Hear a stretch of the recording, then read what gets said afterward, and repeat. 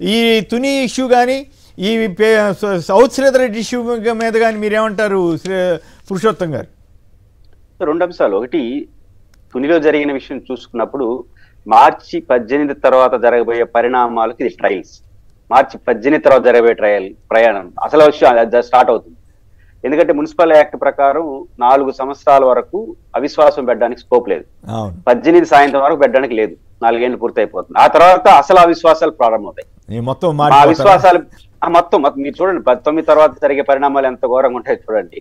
అంటే ఇట్లా ఉంటుంది ట్రీట్మెంట్ అని చెప్తున్నారు. నిజానికి ఒక డిప్యూటీ మేయర్, ఉప మేయర్లు వచ్చేది ఏమి లేదు.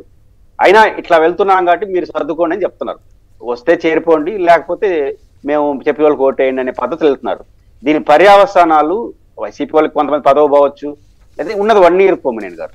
ఈ 1 year లో ఇలాంటివన్నీ చేసుకొని ఏమి సాధిస్తారు? ఒక రాంగ్ సిగ్నల్ వెళ్తున్నారు, అది వాళ్ళకి మంచిది కాదు. అది ఆలోచించుకోవాలి తెలుగుదేశం పార్టీ. రెండో పార్టీ మీరు అన్నట్టు సౌత్ శ్రీధర్ రెడ్డి ఈ విషయంలో వైసీపీ ఈ విషయం నుంచి ఒక ఎక్స్పీరియన్స్ ఏం తీసుకోవాలంటే తెలుగుదేశం అధికార పార్టీ వ్యవహార శైలిని అర్థం చేసుకొని టెక్నికల్ గా, నైతికంగా, రాజకీయంగా ఎఫెక్టివ్ గా వెళ్లాల్సిందే. ఎందుకంటే ఇప్పుడు కేసు పెట్టడం మా ఇష్టం అని నిర్ణయించుకున్న తర్వాత ఇంక చేయగలిగింది ఏముంది? మనం డెమోక్రటిక్ గా ఎక్కడ అంటే వాళ్ళు అయినా ముందుకు వస్తే దట్ ఈస్ డిఫరెంట్ ఇష్యూ. అంటే వాళ్ళ యాటిట్యూడ్ మాత్రం అంటే సోషల్ మీడియాలో అభ్యంతరకర పోస్టులు చూస్తా ఉంటే నాకు కేసుల్లో ఒక 2 రోజులు లోపల పెడదామనే కాన్సెప్ట్ తప్ప ఇంకేమీ లేదు. అంటే ఇందులో ఏం శిక్షించలేరు, దీంట్లో ఏం శిక్షలు పడవు. కానీ ఒక 2 రోజులు 3 రోజులు లోపల పెడదామనే కాన్సెప్ట్ ఏం సాధిస్తారు? గతంలో సోషల్ మీడియా పోస్టులు జగన్ గారి మీద అరాచకంగా పెట్టినా కూడా వాళ్ళకి మద్దతుగా ఇదే ఎల్లో మీడియా అనండి, ఇదే చంద్రబాబు గారు అనండి చాలా గొప్పగా ప్రచారం చేశారు కదా. ఇప్పుడు ఈ చిన్న పదం వాడినా కూడా వెంటనే రియాక్ట్ అయిపోయి పోలీసులు ఇట్లా చేయగలుగుతున్నారంటే అది జగన్ గారి ప్రభుత్వం వైఫల్యమా? ఇది చంద్రబాబు గారు ఇంత అరాచకంగా చేయగలరు? చంద్రబాబు గారి సక్సెస్ సఫలమైనట్లా అరాచకాలు చేయటంలో?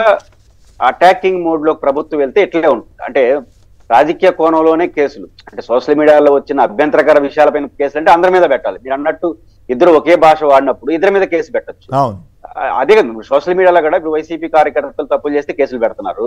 కానీ తెలుగుదేశం పార్టీలో అంతకన్నా ఘోరమైన భాష ఉన్నప్పుడు వాళ్ళ మీద కూడా కేసు పెట్టాలి కదా. అంటే యాక్ట్ గా పనిచేయలేదు అనేది ఒక క్లియర్ గా అర్థం అవుతా ఉంది. తెలుగుదేశం పార్టీ ఆయన చేయొచ్చు. నా పాయింట్ ఏంటంటే ఇప్పుడు తెలుగుదేశం పార్టీ వాళ్ళ గమనంలో పెట్టుకోవాల్సింది ఈ 10 నెలల మీ అనుభవం ఏం తెలుస్తా ఉంది?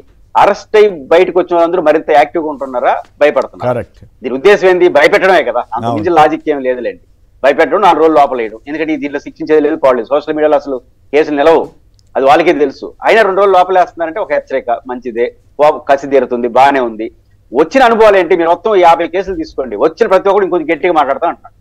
కాబట్టి మీరు కేసులు ఎక్కువ పెడితే గట్టి పడతారు తప్ప లాభం లేదు, పైకి చెడ్డ పేరు తెచ్చుకుంటారు. అదే అధికార పార్టీ గుర్తించుకుంది. వైసీపీ కూడా వాళ్ళ యాటిట్యూడ్ ఉన్నప్పుడు అవకాశం ఇవ్వకుండా కూడా జాగ్రత్తలు తీసుకుని వెళ్ళాలి. ఆ పదం వాడినందుకు వాళ్ళ మీద కేసు పెట్టే ప్రయత్నం చేయాలి తప్ప వీళ్ళు కూడా అదే పదం వాడితే ఇబ్బంది వస్తుంది. ఆ పదం కోసం అరెస్ట్ చేయడం అంటే నాకు ఆశ్చర్యంగానే ఉంది. అట్లా ఎన్నోసార్లు రాజకీయ నాయకులు తిట్టుకున్నారు ఆ పదం వాడి. కానీ ఎందుకో ఒక ఆయన అప్పుడు పవన్ కళ్యాణ్ గారు ఇట్లా చూపించాడు కూడా. సో అయినా కూడా అప్పుడేం జరగలేదు. ఇప్పుడు మాత్రం అరెస్టులు మాట అనుకుంటేనే అరెస్ట్ అంట. అది చాలా విచిత్రంగా ఉంది. అరెస్ట్ అయితే చేయండి. పదాలు వాడకపోయినా కూడా చేయదలుచుకుంటే ప్రభుత్వం చేస్తుంది. కానీ అప్పుడు ప్రజలు ఏ రకంగా తీసుకుంటారు? మిమ్మల్ని వాళ్ళు తిట్టినారు, వాళ్ళు మిమ్మల్ని తిట్టినారు, ఈక్వల్ అవ్వదు కూడా అంటున్నాను. అది అపోజిషన్ కూడా ఈక్వల్ కావద్దు. ఈక్వల్ కాకుండా ఫైట్ చేయాలి. ఆ క్రమంలో అరెస్ట్ చేసినా కూడా ప్రజలు తిరస్కరిస్తారు. జగన్ గారి ప్రభుత్వం ఏం చేయలేదు కదా. చేయకపోయినా కూడా విపరీతమైన దుష్ప్రచారం చేశారు కదా. అది దుర్మార్గం కదా అనిపిస్తుంది. అంటే మీడియా ఎఫెక్ట్ అంతే, ఇంకా దాన్ని ఏం చేయలేము. రైట్. మీ కొలీగ్ కదా సౌత్ శ్రీధర్ రెడ్డి గారు, దాని మీద స్పందిస్తారా శివశంకర్ గారు?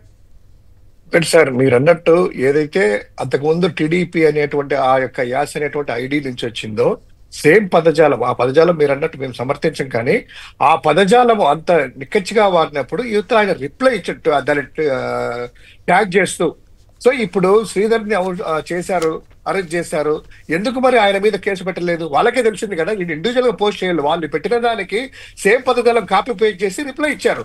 ఆర్గ్యం చేసిన వాళ్ళకి ఇంకా ఎక్కువ కేసు ఉంటుంది కదా. అది ఇంకొకటి, ఆయన శ్రీధర్ గారిని తీసుకెళ్లడమే కాకుండా ఏదో నోటీసులు ఇచ్చి పంపించాలి ఇలాంటి కేసుల్లో. కానీ రిమాండ్కి ఏదో పంపిస్తున్నారంట, నైట్ నుంచి ఆయన పోలీస్ స్టేషన్ లో పెట్టుకున్నారంట. ఇంత కక్ష సాధింపులా రిమాండ్కి పంపిస్తున్నారంట. దీనికి నోటీసులు ఇచ్చి ఐటీ యాక్ట్ ప్రకారము ఈ నోటీసులు ఇచ్చి పంపించేటువంటి కేసులో రిమాండ్కి పంపిస్తున్నారు.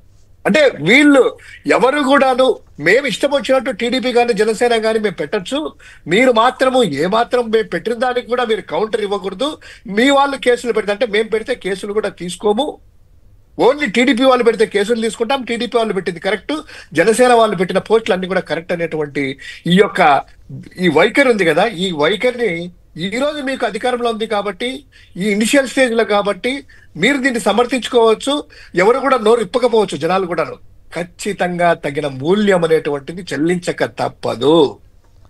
ఓకే.